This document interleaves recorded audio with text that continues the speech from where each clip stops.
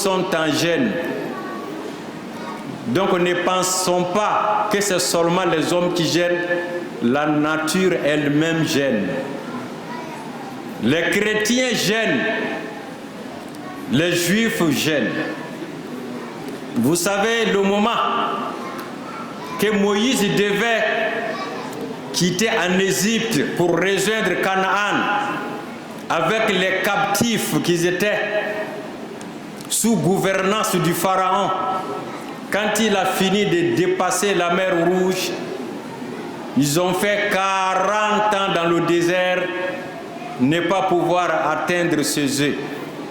En ce moment, ils étaient en jeûne. Ils étaient en jeûne. C'est la même manifestation. On appelle ça la Pâque juive. C'est la même Pâque-là qui se trouve dans la religion chrétienne. Ils ont réduit les 40 ans à 40 jours. Quand Jésus-Christ a été tourmenté fortement par le Satan sur la montagne, durant les 40 jours où il n'a pas mangé.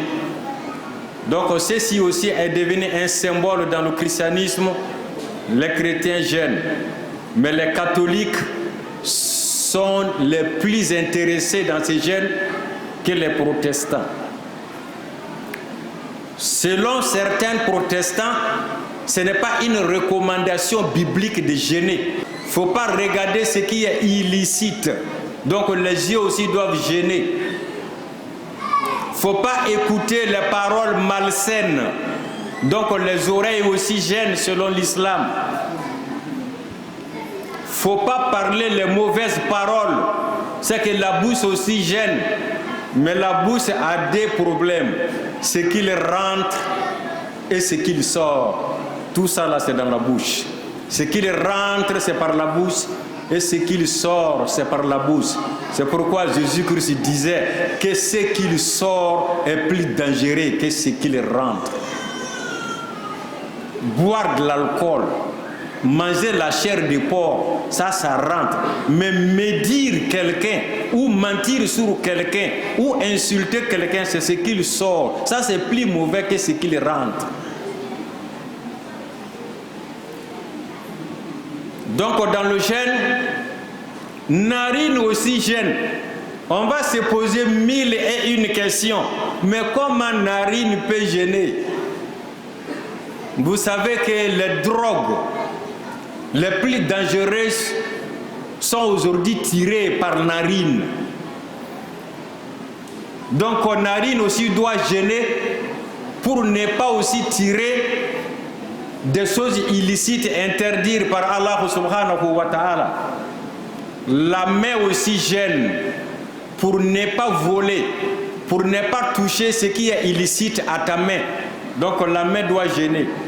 Le ventre jeûne pour ne pas manger une nourriture qui va dans ton ventre qui est illicite aux yeux de Allah subhanahu wa ta'ala.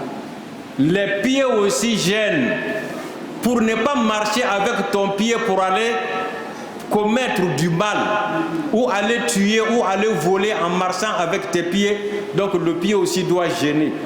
Sans toutefois parler de ce qu'il se trouve en bas du ventre. En bas du ventre. Ça aussi doit jeûner. Vous savez ce qu'il se trouve en bas du ventre? Il y a beaucoup de choses qui se trouvent en bas du ventre. Mais je pense que je suis en train de parler avec les gens très sensés. Le cœur aussi doit jeûner pour ne pas penser à de mauvaises choses. Donc le jeûne musulman est un jeûne total. C'est un jeûne total. Donc c'est ce que nous devons comprendre. Le jeûne musulman aussi, ce n'est pas seulement le mois de carême qu'on jeûne. Non. Chaque lundi, il faut jeûner. Chaque jeudi, il faut jeûner. Chaque 13, 14, 15 des mois lunaires, il faut jeûner. Donc le bon musulman, le bon Muhammadien jeûne 10 fois chaque mois.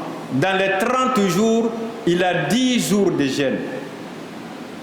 Donc dans l'année, il y a 12 mois. Donc le bon Mohammedia a 4 mois de jeûne. 4 mois. C'est 4 mois qu'il jeûne. Parce que chaque mois, les 30 jours, il doit jeûner 10 jours. Donc il partage les 30 jours en 3. Il prend une moitié. Donc c'est ça un bon Mohammedia doit faire.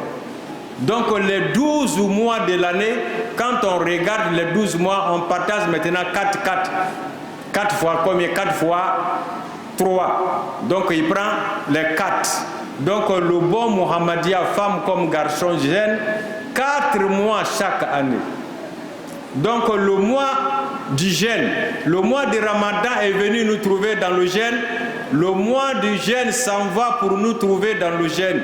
C'est pas parce que c'est le mois